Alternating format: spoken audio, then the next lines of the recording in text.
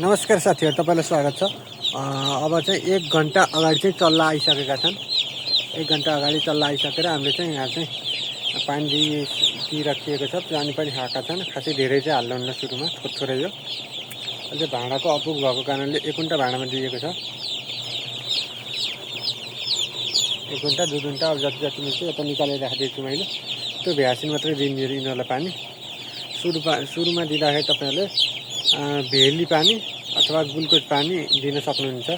सुरुको चोटीमा चल्लालाई पानी दिँदाखेरि त्यसरी दिनु होला। छन् इन्फ्रारेड बल्ब चाहिँ कतिवटा छन् भन्दाखेरि 2 घण्टा हालिएको छ। यसरी गर्दैपछि चाहिँ चल्ला कोच्चिने पोको चाहिँ समस्या अलि समाधान हुँदो रहेछ। त्यो भएको कारणले चाहिँ हामीले यसरी 3 भागमा छुट्याइएको छ।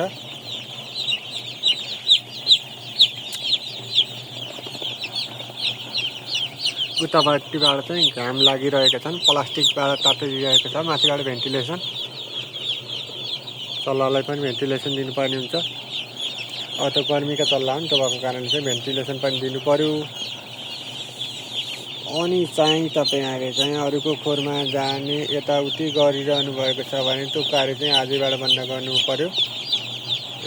त्यो कारणले चाहिँ तपाईहरुको कुखुरामा पनि रोग आउन सक्छ र रोग जान सक्छ। अहिले चाहिँ एकदम भाइरल रोगहरू आउने समय हो। एकदम यो बेला चाहिँ एकदम सतर्कता अपनाउनु पर्छ।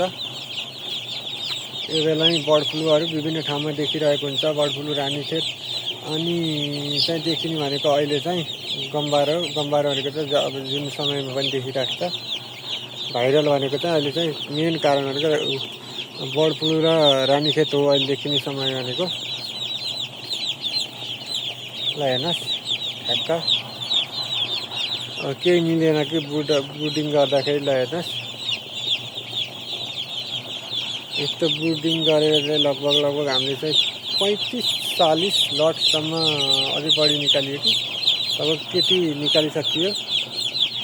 चाहिँ अब गर्मीमा चाहिँ यही हो। नत्र अब जाडोमा त पुरै राम्रोमै बनाउनुपर्छ। यता पनि प्लास्टिक लगाउनुपर्छ, यता पनि लगाउनुपर्छ, उता डबल साइड प्लास्टिक लगाउनुपर्छ। त्यो कारण चाहिँ अलिक समय जान हुन्छ। अब गर्मीमा चाहिँ खासै गाह्रो हुन्न। भर्खर आएको चल्लाबाट चाहिँ बल्ब बलिरहेका छन्। इन्फ्रारेड बल्ब हामीले चाहिँ रातो बल्ब चाहिँ प्रयोग गर्न छोडियो। ठुला कुखुरालाई चाहिँ रातो बल्ब प्रयोग गरिन्छ भने अलि ठुला भइसकेपछि। यी सानोलाई चाहिँ इन्फ्रारेड छन्। 2 घण्टा एक साइडमा 2 घण्टा छन्। हामीले चाहिँ चल्ला चाहिँ खासै धेरै छैन यहाँ। 6, 12, 15वटा खाने यहाँ चल्ला। तिनलाई पनि 3 ठाउँमा बनाइदिन्छौँ। 3 प्याकेटको दरले ठ्याक्क मिलाइदिएका छौँ। यसो गरेपछि चाहिँ अलिक रातिमा चाहिँ कोचारिने पोको पर्ने समस्या चाहिँ समाधान हुन्छ।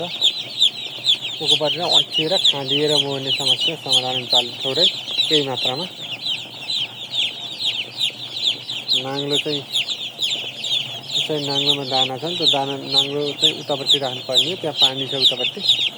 अब यता चाहिँ छैन, यहाँ चाहिँ थियो पानी। यतापट्टि हेऱ्यो ठ्याक्कै नाङ्लो भएको ठाउँमा थियो पानी। त्यो पानी चाहिँ अहिले पानी त्यो भाँडामा भ्याछन्। अब त्यो भाँडामा पनि भ्याछन्। यो चाहिँ यहाँ ग्लुकोज पानी छ। त्यो पानी भ्याएपछि बल्ल अर्को पानी दिनियो। पानी सफा गर्ने चाहिँ औषधि चाहिँ अनिवार्य रूपमा प्रयोग गर्नु होला सानो चल्लालाई।